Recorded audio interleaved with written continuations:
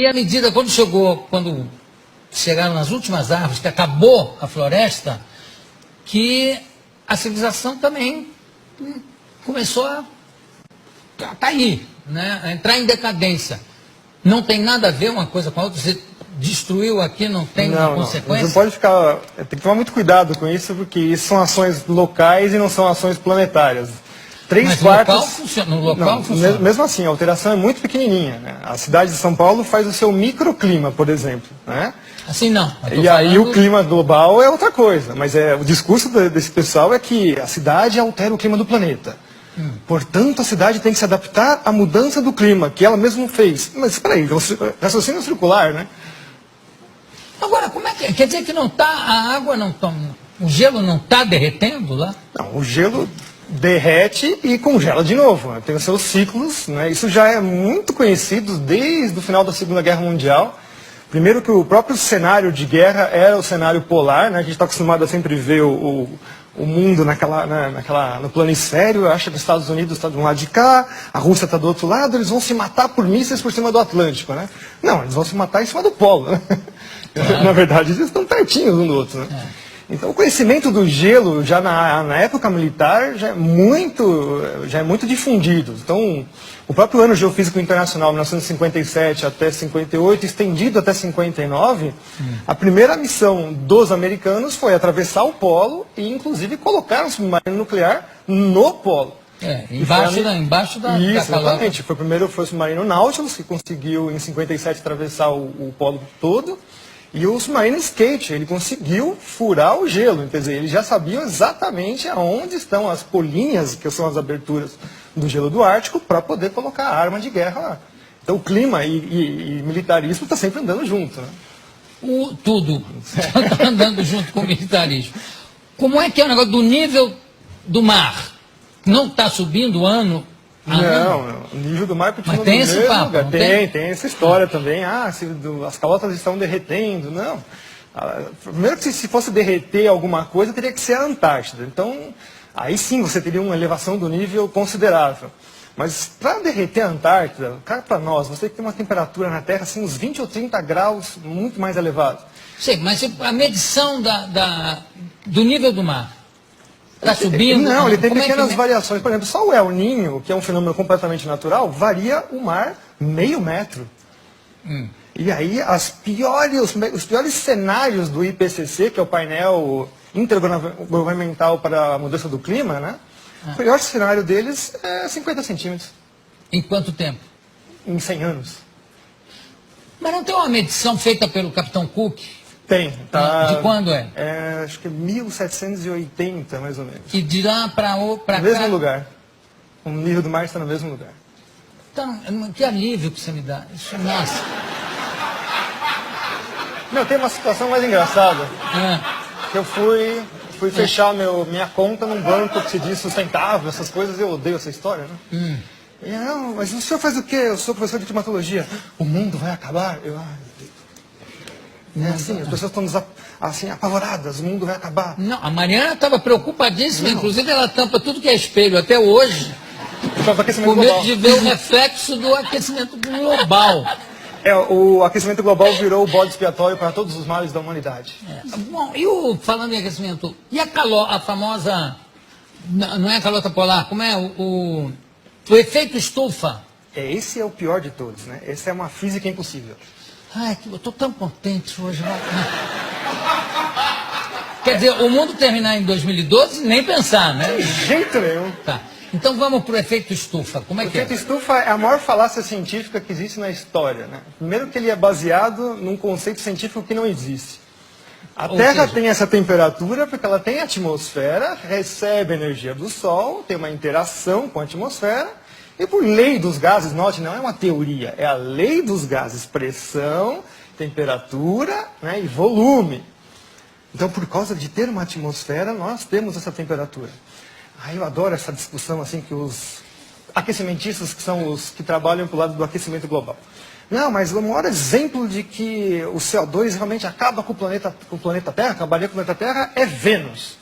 Aí eu falo, é? Tá, qual é a pressão atmosférica na superfície de Vênus? Não sei. São 90 vezes a pressão atmosférica da Terra. Portanto, a temperatura lá é de 400 graus na superfície, não é por causa do CO2, é por causa da pressão atmosférica da atmosfera de Vênus. E Vênus também tem o problema da camisa, né? Que deve ter uma certa influência. Agora, quer dizer que não há o efeito estufa? Não, essa física não existe. Então, o negócio do pum dos carneiros da Nova Zelândia, você já ouviu falar, né? Já! Não é que é uma quantidade tão absurda de puns que vai causar o apocalipse, porque vai estourar com a calota não, como é que chama? Com a famosa camada de ozônio. Que não existe, né? A camada de ozônio é uma coisa que não existe, né? Não existe? Não. Meu Deus, que alívio que eu estou hoje. Quer dizer que o carneiro pode dar pum à vontade. Eu sei que tem fazendeiros ensinando o carneiro a se segurar. Pode soltar.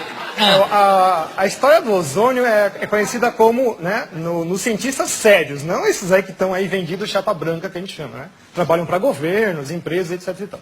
Cientistas sérios, o próprio pai da coisa é o Dobson, que no ano geofísico internacional se propôs a ir para a Antártica justamente para saber qual era a variação do ozônio na calota polar. Ele já sabia que o ozônio desaparecia completamente na Antártida. E aí, de lá para cá, os caras desaparecem com essas informações e falam que é o seu desodorante que destrói a camada de ozônio. Nossa! Nunca mais eu pego um sujeito fedendo, que eu brigar com ele para botar um desodorante. Aí quando você vai ver o que acontece, é a quebra das patentes dos CFCs, os gases refrigerantes. Então, em 87, começam a terminar as patentes, elas começam a se tornar públicas, você não precisa mais pagar royalties para elas. Então, a indústria toda que detém essas patentes lança um substituto chamado HCFC, que é um organofluorclorado como qualquer outro, mas custa, né, o CFC passa a custar $1,38 o quilo, o outro passa para $38 o quilo. Mas a grande vantagem é que ele não funciona em nenhuma das geladeiras anteriores, ar-condicionado e tudo mais. Então, é extremamente sustentável você ter que vender, jogar tudo fora e comprar tudo novo. Hoje, as patentes vencem em 25 anos. Então, o discurso agora é que os HCFCs, milagrosamente, descobriram que ele também faz mal para a camada de ozônio e aquecimento global. Que alívio que a gente sente, né? Não, mas o melhor é o preço, que vai ser o substituto. Que as empresas agora falaram que vão garantir que não vai dar mais problema. Né? $128 o quilo. E também não vão funcionar nos outros equipamentos. Isso tem sempre essa jogada, né? Se vocês perceberem agora, mas não é só trocar o gazinho do refrigerante. Parques industriais inteiros têm que ser trocados.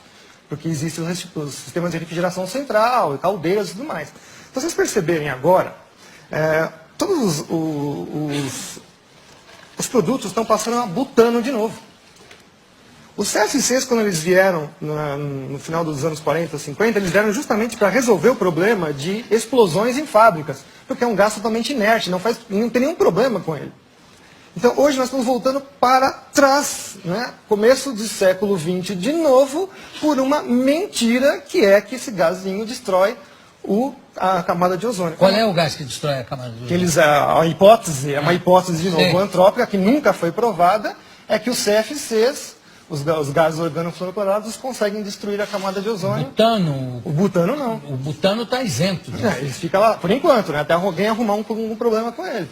Tem uma coisa que me chama muita atenção, Ricardo, é que sempre que você vê o anúncio de um fenômeno astronômico, a queda de um meteoro, ou um fenômeno geográfico e físico, sempre é assim, a temperatura chegou a não sei quantos graus, que não acontecia desde 1920.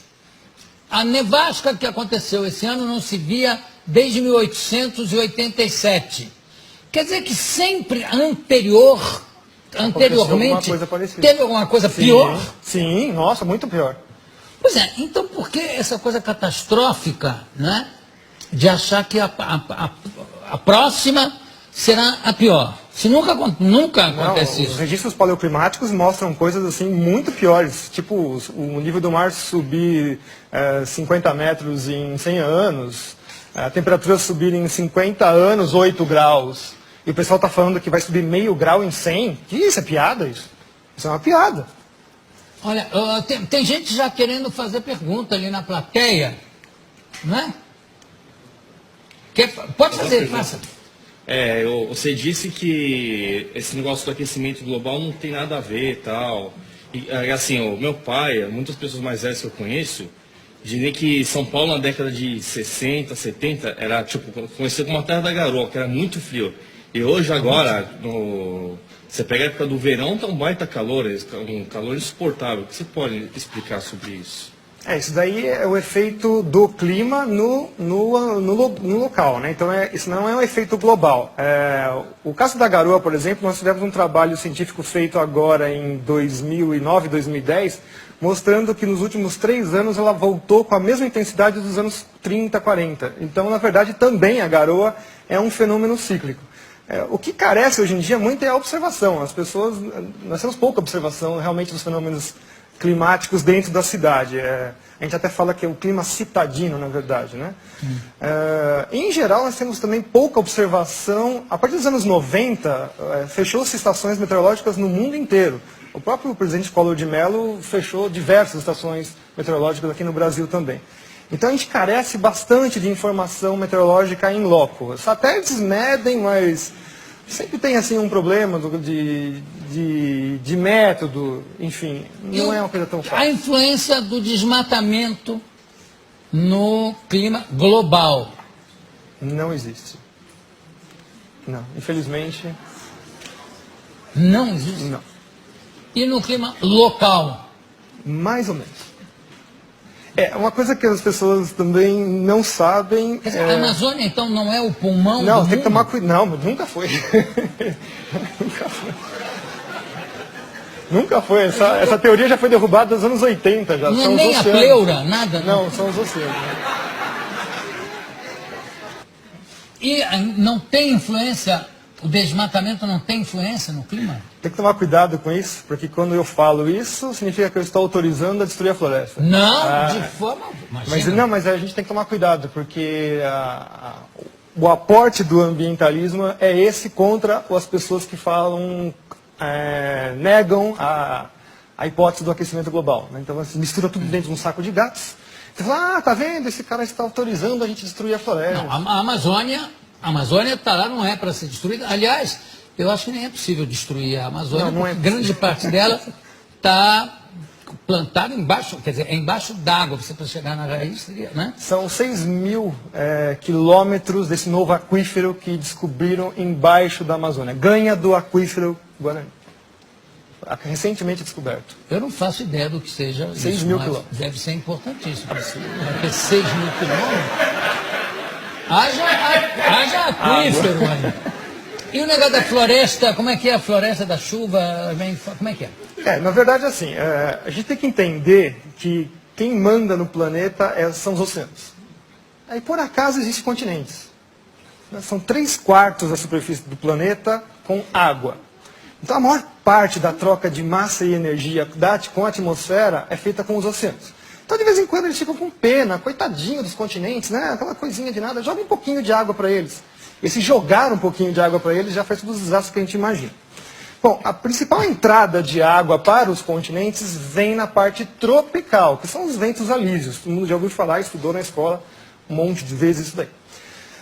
O próprio Kippen, que é uma das primeiras pessoas que estudou climatologia lá no século XVIII, XIX, né, começando esses estudos, ele falou assim, mas como é que eu vou estudar o clima, que a atmosfera é uma coisa que é invisível, altamente dinâmica e não dá para fazer nada? Bom, ele conseguiu verificar que a vegetação respondia ao clima. Então ele viu assim, olha, gozado, né? Nessa parte toda do planeta, salvo algumas exceções regionais, você tem florestas extremamente virtuosas, imensas, e é justamente onde chove bastante, onde você tem as principais células de trovoadas, né? Os relâmpagos fixam nitrogênio na chuva e, portanto, jogam isso na superfície. Então tem toda uma simbiose aí entre os fenômenos da atmosfera. Então as florestas, o nome técnico da floresta em inglês, por exemplo, eles chamam rainforest, né? Então, florestas de chuva. A floresta está lá porque chove, não chove porque tem floresta, vocês entenderam?